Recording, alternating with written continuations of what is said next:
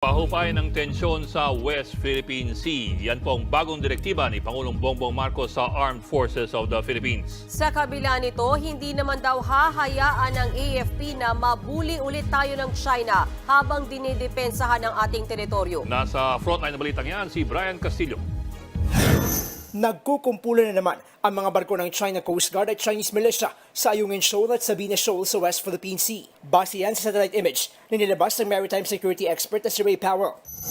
Bukod pa yan sa tinaguriang monster ship ng China na huling nakita sa layong 600 meters mula sa ating BRP Teresa Magbanwa sa Sabina Shoal. Una na ring namataan ng monster ship sa Ayungin Shoal kung saan nakasadsad ang BRP Sierra Madre sa kabila ng banta ng dumaraming barko ng China. Ito ang kinatataka ko kasi 'di ba pagkatapos ng lahat ng pagpo-provoke at the same time yung mga daldal na mga ilang opisyal natin, biglang si Pangulong Marcos nagre-release ng statement na pahupain ang tensyon sa West Philippine Sea. Jello Gunhuran, salamat po. Ako nagtataka lang kasi ang ating bang Pangulo ay out of touch doon sa kanyang mga opisyal?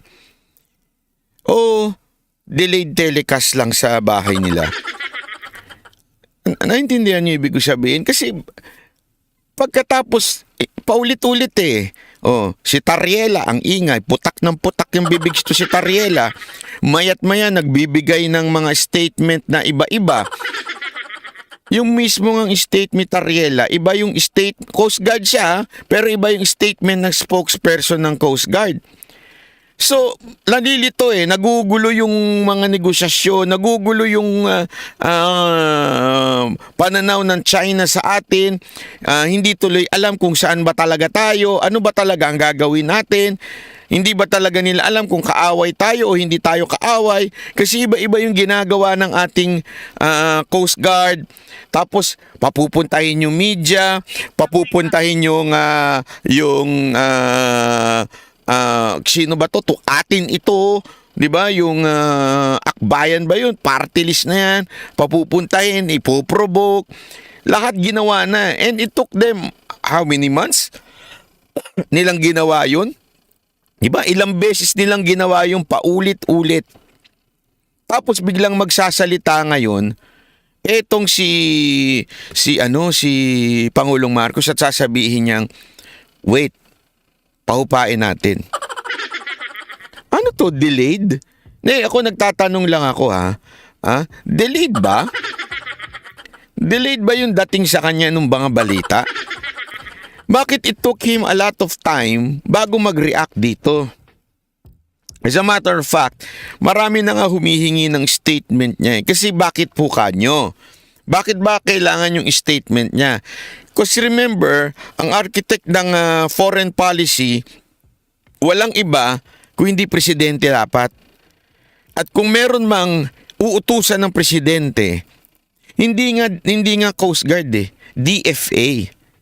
Kasi nga, kaya nga foreign, di ba? Foreign relationship Nasa Pangulo yun. Pangalawa, yung Department of Foreign Affairs. Ibig sabihin, sila ho talaga ang nakikipag-deal with the foreign, alam mo yung mga issue dyan. Sila ho Ang tanong, sa mga nakaraang buwan, paulit-ulit itong si Tariela. Paulit-ulit yung daldal nitong mga Secretary of Defense. Nakala mo alam mo yung kala mo talagang yun ang utos ng ating Pangulo. Wala naman akong problema, 'di ba? Kung yun yung utos ng ating Pangulo. Pero sandali, wait. Parang hindi yun ang utos ng ating Pangulo Bigla ngayon sasabihin niya, pahupain natin Excuse me na ano lang ako ng wait lang may buhok sa dito sa loob. May buhok.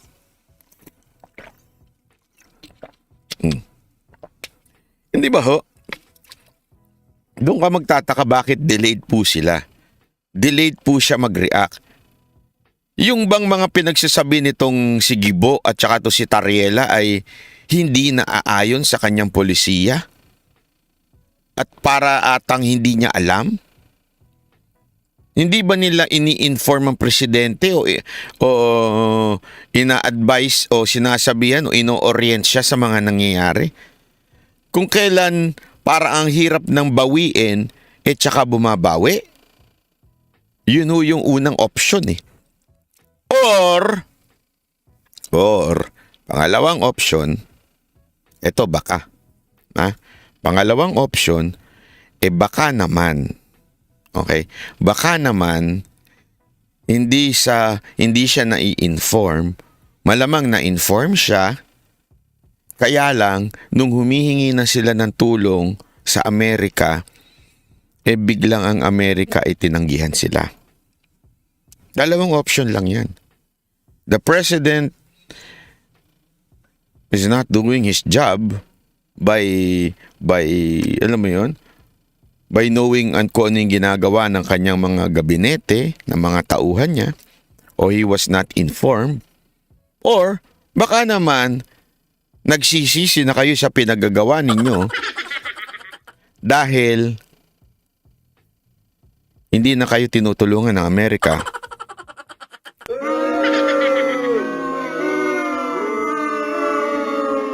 Ano sa tingin ninyo ang ano sa tingin ninyo ang mas kapani-paniwala doon? O nandiyan si Master Judea. Master Judea, nakuha nyo na ba yung pinakukuha ko? Ha? Yung ano diyan. Yung ginto diyan sa sa hotel. Nakuha na boss. Ayun, salamat. Kasi sabi ko sa gabi, gumising sila ng madaling araw, hukayin yung mga ginto doon sa di ba? Ayun na, tanong ko sa inyo, ano sa tingin ninyo ang mas posible? Mas posible po ba na talagang sila po ay hindi nag-uusap? O di kaya naman out of loop itong ating presidente sa nangyayari dyan sa China? Dahil sa, alam mo na, itong mga ating mga gabinete ay dunong-dunungan, o baka naman talagang alam niya, tapos nung sila ay nagkakatrouble na, di ba yung pinalakol yung biglang hindi sila tinulungan ng Amerika. Mukhang biglang tinanggihan sila. Ano sa tingin niyo? Ha? Anyway, binabati, nandiyan ba si Buster? Yan ba yun? Nakakano si Buster? Hindi sumama, pambihira ka, oo. Pa-advise ka, help mo sila para matulungan sa election. Ang corny. Mamaya, vlogger news. Abang-abang ka lang dyan. Pag umabot na ng 3,000 yung viewers, i-discuss na natin, ha? Abang-abang ka lang dyan. Sige lang, magkulkul ka muna ng kubeta. Maglinis ka muna ng banyo dyan. Okay? Ayan. Di ba lahat ng speech niya sa Australia at iba pang mga speech niya sa Vietnam, sinasabi niya na na pinaghahanda ang Pilipinas. Now siguro tinanggihan. Ayun, galing talaga ng mga banateros, palakpakan. Hindi, yan talagang gusto ko sa mga banateros eh. Alam mo, ang sarap-sarap talaga ng mga ng mga banateros, ang tatalino, no? Kasi alam mo, kahit tumabot ng 10,000 viewers mo kung puro naman tanga, okay, sa inyo na lang yun. Hindi totoo ha. Alam mo, ang pangit kasi nun eh. Yung pagka puro tanga yung viewers mo. Pangit. Sa totoo lang ito walang biro ito Kaya ako natutuwa sa mga solid banateros. Alam mo, nagpunta kami ng Hong Kong. Talagang ang daming lumapit sa amin doon at sabi, solid banateros kami Banateros. Nagsisi nga ako eh. Hindi ako nagdala ng sticker, hindi ako nagdala ng sombrero, hindi ako nagdala ng t-shirt. Hindi ko napaghandaan. Kasi hindi ko naman kasi ini-expect na maraming banateros. I mean, ano ba naman yung nanunood sa Banat Bay? Mga 3,000 plus a day lang. So, hindi ko naman alam na marami palang banateros. Ang dami po lumapit sa akin doon. Banateros kami Tapos pag tinanong mo sila, Ang talino. Ang dami nilang yung talagang ang sarap kausap kasi hindi bobo. Na ano niyo yun? Na-feel kasi ito. Gusto mo ba? Ito na lang halimbawa na lang ha. Gusto mo ba ng jowa na bobo? Yung maya't maya ipapaliwanag mo. Ang pangit nun, di ba? Kahit anong, ito walang biro to, kahit anong ganda ng tao, pero pag bobo, ay na, sakit sa bangs nun ha. Oh, Buster TV, pinakamalaking DDS vlogger, tapos 5 million lang.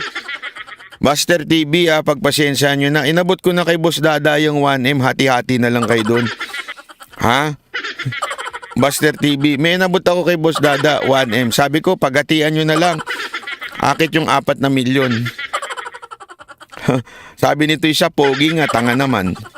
Parang napapanood ko yun sa isang sa isang sa isang noontime show. Joke lang ha. Banat ba ikaw talaga, kaya ka binabanatan pati sa show business eh. Lahat na binabanatan mo dun eh. Masarap kasama ang banabay pag jowang madaling makakatch up. Oo, correct kayo dyan. Totoo yun. O si Black Mamba nandyan na. Ay, Black Mamba, sayang, pinag-usapan ka namin kanina. Hindi mo narinig yung sinabi ko. Ulitin ko ba, Black Mamba? O nadinig mo na?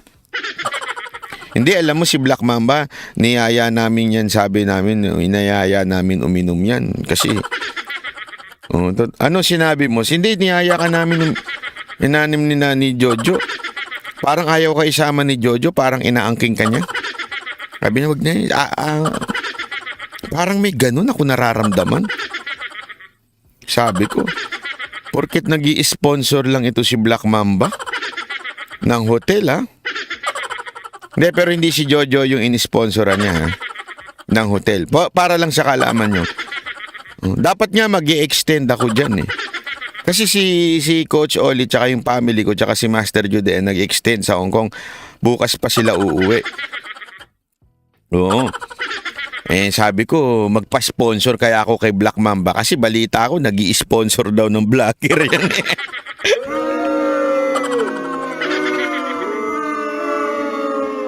Joke lang yun baka maniwala naman kayo. Hindi. Actually talaga ang booking ko, ito walang biro to, ang booking ko talaga hanggang 6 pa. Kasama ng family ko tsaka si Coach Oli. Kaya lang, kailangan ko umuwi kasi may mga meeting akong kailangan atinan at saka may trabaho pa ako. Alam mo naman tayo, di ba? Ano tayo vlogger/manager /sugar daddy /lover. Biro lang anyway, tuloy. Uy, wala kami sponsor. Walang sponsor si Master Judea. Nagbayad dyan hindi, sinabi ko lang naman si Black Mamba nang i-sponsor. Ayain nyo naman, uminom yan si Black Mamba. Pag uwi ko na lang ng Pinas kahit 3 nights lang, uy, grabe naman. 3 nights tayo magsasama, huwag ganun. Lasing kung lasing. Pasensya na madam, hindi ako umiinom sa Pilipinas. Sa Japan o sa Hong Kong lang ako umiinom. Kaya kung gusto mo uminom, sumama ka sa amin sa Japan. It's a waste of time kung panonoorin din ng vloggers na walang kalatoy-latoy. Correct, tama. Sino yun? Ituloy na natin to. Itong balita tungkol sa China na to. Inatasan ni Pangulong Bongbong Marcos ang Armed Forces of the Philippines na pahupain ang tensyon sa West Philippine Sea. Ayon kay AFP Chief of Staff General Romeo Browner, sinabi ng Pangulo ang direktiba ng pulungin niya ang pinakamataas na opisyal ng militar kanina. Ang weird talaga Nawiwirdoan ako Pagkatapos niya sabihin na, maghanda na tayo. Maghahanda na tayo. Di ba po, ulit tama yung sinabi ng ating viewers dito. Sabi niya, tama nga naman. Sa lahat ng pinupuntahan niya, lagi niya sinasabi, maghanda na tayo. Maghanda na tayo. Maghanda na tayo. Tapos biglang, pahupain muna natin yung mga yung nangyayari dito sa pahupain natin. Sa loob-loob ko, akala ko ba maghahanda? Meron pa ngang bagong pinagagawa yung AFP chip natin na ilagay yung flag. Naknang natin. Wala na ba masama? Yung pinalalagay nila yung flag dito, wala namang masama. Okay ako dyan. Okay. Sige, yung lahat ng palamuti na gusto nyong gawin, okay ako dyan. Pero sana, isabuhay nyo. Pasensya na po, AFP chip ha. Isabuhay po natin yung flag na yun. Kasi parang ginagawa lang na, ito yung hiling ng isa ba, paulit-ulit natin sinasabi natin dito sa administrasyon na to. Paulit-ulit lang na palamuti ang ginagawa. Merong bagong logo, bagong kanta, lahat bago. Basta, kailangan ipalamutian. May bagong pangalan, bagong Pilipinas. Tapos this time na naman, may bago na naman tayong pautot. Kailangan may flag dito. Walang masama doon. Pero wait. Sana maisip nyo AFP yung tunay na meaning nitong flag natin. Hindi ko kayo pinapangaralan ha dahil kayo po ay mataas at ginagalang ko po kayo. Pero sir, ang ibig sabihin po niyang flag na yan, pro-Philippines tayo. Pro-Philippines. Kasi tila ang ibig sabihin ninyo ng pro-Philippines ay dapat maging anti-China ka at pro-America. Sir, hindi. Pro-Philippines lang. Kung gusto nyo, dagdag nyo sa kamila, American flag. Kung magpapakatuta tayo sa Amerika, ilagay nyo na rin yung flag ng Amerika sa kabila. Diba? So, what do I mean? Kung gusto talaga natin yung magkaroon ng patriotic tayo mga Pilipino, ilagay natin dito yung flag ng Pilipinas. Ang ipaglaban natin Pilipinas. Hindi ko naman sinasabing hindi natin pinaglalaban ng Pilipinas ha. Pero sana isipin natin yung kapakanan ng mga Pilipino. Hindi kapakanan ng Amerika. Ang problema kasi sir, yung kapakanan at interes ng Amerika ang ating sinusundan. Yung interes at away nila sa China ang ating sinasakyan. Di palitan na lang natin yung flag na to. Philippines, Amerika. Sinsunod-sunuran naman tayo dun sa kwento, sa script na ginagawa ng Amerika. So sana, mga kababayan, isapuso natin ito. Pilipinas muna. Pilipino muna. Ano ba ang ikaliligtas ng Pilipinas? Alam natin yan eh. Sir, AFP, boss, general, huwag natin ipahamak ang mga Pilipino sa pagmamahal natin sa Pilipinas kuno, pero sinusunod naman natin ang Amerika. Ipapahamak natin yung mga Pilipino nating kawal. Mga sundalo natin ipapahamak natin sa away ng Amerika at ng China na hindi naman tayo dapat kasali. Pasensya na po AFP sir ha. Ginagalang ko po kayo. Kayo po ay mga aral pagdating dyan. Pero sir, paikot-ikuti natin. Pagka nagkagulo, hindi naman po Amerika ang bobombahin dahil napakalayo nun. Tayo ang bobombahin. Bakit ganun, sir? Akala ko ba pro-Philippines tayo? Para tayo sa Pilipinas. So dapat ang pinaglalaban natin ay ang kapayapaan para sa Pilipinas. Dahil hindi natin kakayanin. Pahupain? Yan ang utos ni Marcos? Panahon ni Pangulong Duterte, mahupa eh. Panahon ni Pangulong Duterte, nakakangisda yung mangingisda. Yan ang nagsabi niyan, mga ngisda. Hindi ko kaming mga Duterte supporter nagsabi niyan. Mga mangingisda ang nagsabi niyan. Nakakapag-isda sila. Hindi ho kaming mga Duterte supporter. Mga mamamayang Pilipinong mangingisda ang nagsasabing nakakangisda sila nung panahon na yan. Di ba po, boss, sir, general, yan po ang ating dapat pinoproteksyonan? Ang mga mangingisda natin na makapangisda? Hindi yung interes lamang ng mga politikong nag-uutos sa inyo? Di ba ang major concern dapat natin ay silang mga mangingisda? Sir, sila na nga nagsabi noon nakakangisda sila kay Duterte. Ngayon, hindi na sila nakakangisda sa panahon ni Marcos. Bakit?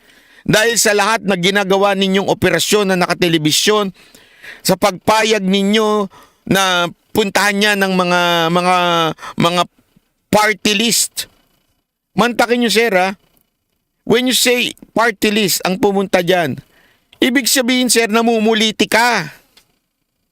Kung namumuliti ka sa sila, sir, bakit ninyo pinapayagan? Para sa kapakanan, nino? Noong mga party list, hindi na mga mangingisda. Sayang yung paglagay natin ng flag dito kung interest lamang po nung mga nag-uutos sa inyo at hindi na mga Pilipinong mangingisda. Yun dapat ang concern natin. Pag binomba po yan, sir, sa tingin ninyo, asan po mapupunta yung mga nag-utos sa inyo?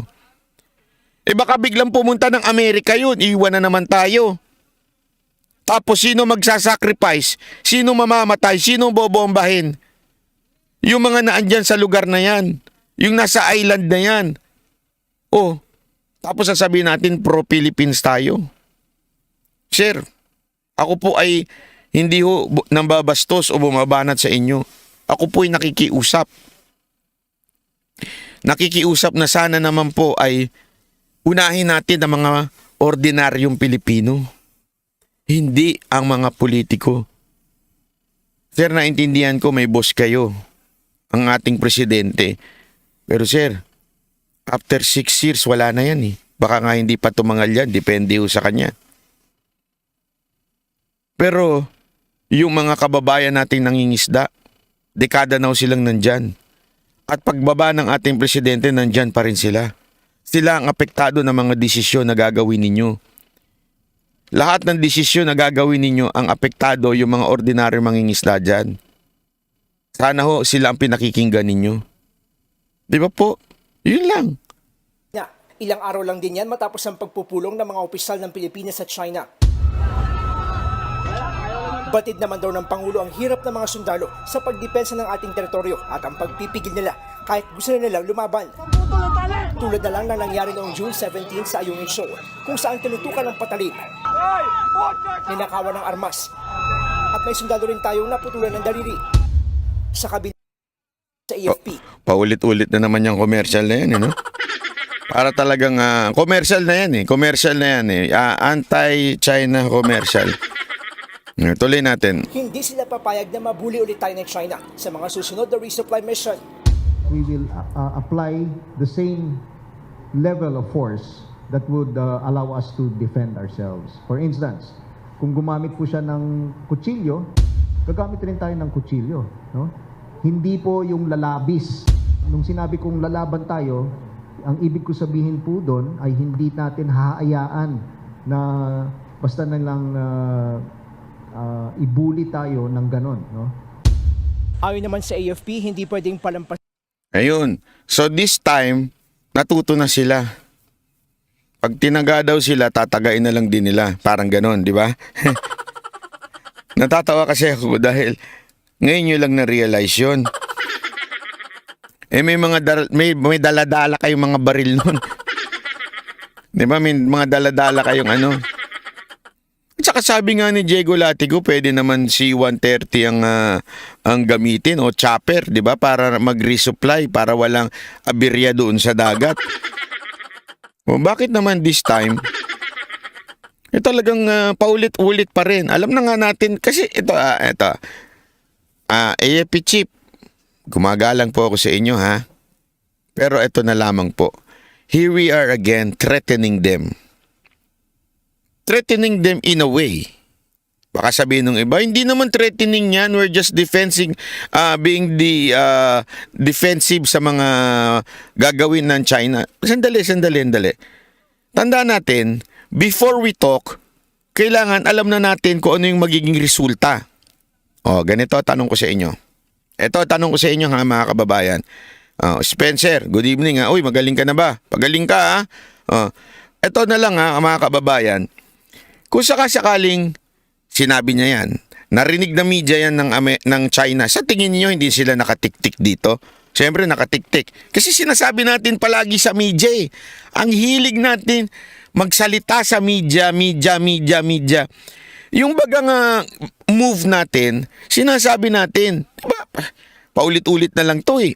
Parang chess move yan eh. Oh, sasabihin mo, ang susunod kong i-move yung yung kabayo, kakainin yung bishop mo, 'di ba? O di syempre iilag niya na yung bishop niya. Kasi kinikwento natin eh. O kung hindi naman, palalabasin niya yung queen niya para bantayan yung bishop. Di ba? Anong purpose ng media natin? Anong mangyayari doon? Di ba ho? Anong mangyayari doon kung sakasakali? Sabihin na natin napanood kayo ng China. Okay. So, pag tinaga namin, tatagain nyo rin kami. Di gagamit na naman kami ng iba.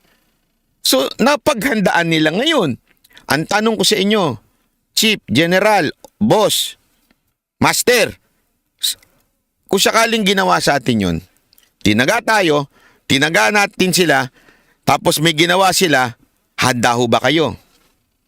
O hindi na naman. Tapos magdadadrama na naman tayo na inapi tayo dito, ginawa. Para bagang ang nangyayari, ang importante sa atin, maging successful tayo sa drama natin, maging successful po tayo doon sa itsura, hindi na tayo concerned doon sa real mission. The real mission is makapagdala. Hindi ang mission natin is ma-video sila na inaapi tayo. Yun yung isang bagay na hindi ko maintindihan po dito sa ating AFP chief. Hindi po ba pwede? Ako suggestion ko lang naman po Suggestion ko na lang.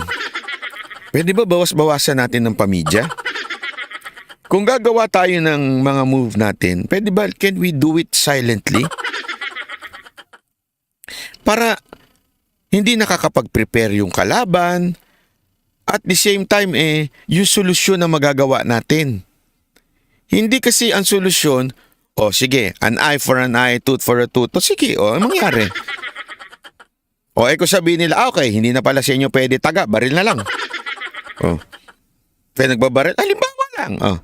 Lalaban na naman tayo. Tapos nganga na naman tayo sa Amerika. Hindi, kasi paulit-ulit na eh. Magpo-provoke. Sabi, ayaw yung word, gamitin yung provoke na word eh. Sabihin nyo nang magkakaroon ng girian na naman dyan.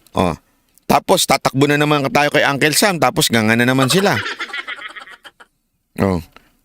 Hindi ba kayo nahihiya na para tayong pinagtatawanan? At saka ito nga paulit-ulit na sinasabi sa inyo Akala nyo naman mananalo ang Amerika sa China. Kahit nga ho sila aminado even their defense, hindi ho sila makapanalo ng gera. Anong pinagmamalaki natin? Hindi ba pwedeng pag-usapan natin ng maayos?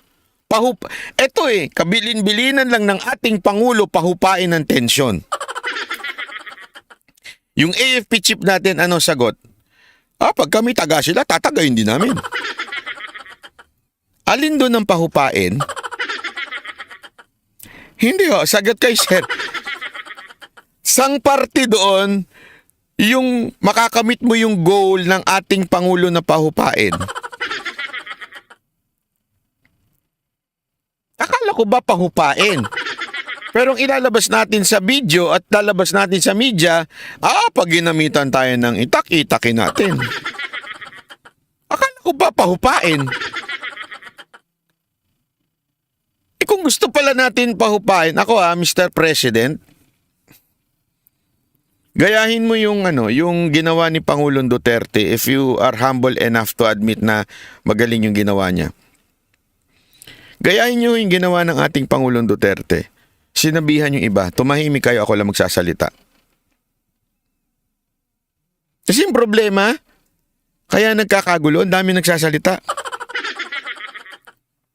Yan ang totoo. Wala akong biro. Pag maraming dumadaldal, ang daming command, ang daming, sa madaling salita, nagja-Jollibee. Gumugulo eh. Hindi sa lahat po ng, ito hindi ko sinasabing yung ating AFP nagja-Jollibee. Hindi po yon. Ang sinasabi ko po, sa lahat, ibig sabihin yung mga iba pang nagsasalita. Kasi tandaan ninyo, in any conflict, ang nagpapagulo dyan yung amuyong. Ang mga amuyong, yung mga, kita mo, Diba? Sa totoo nga, pag kami away, diba yung mga pumipigil ko, no? Sila nga nagpapatapang doon sa mga galit eh. Huwag mong pigilan yan, itulak mo magsuntukan yan, di magsusuntukan yan. Pero pag pinigilan mo yan, mas lalong tumatapang yan. Yung mga amuyong ng bulong-bulungan, sila ang nagpapagulo. Kaya ako, Mr. President, ako may I suggest, I'm not your may I suggest lang may I suggest. Sabihin nyo dun sa mga tauhan ninyo to keep quiet. I will be a talking president. O kaya sabihin nyo na lang na gagampanan ko yung trabaho ko. Ako na lang magsasalita. Pwede ba tumahimik na kayo? Kasi ang weird eh. Hindi nyo ba naiisip yun? Napaka-weird. Pagkatapos sabihin ng presidente, pahupain ang gulo. Anong sagot naman itong AFP natin? Pag nagdala sila ng itakin din namin. Pambihira, oo. Ano ba namang klase yan? Talaga naman magkakaloko-loko tayo niyan. Yung ganyan.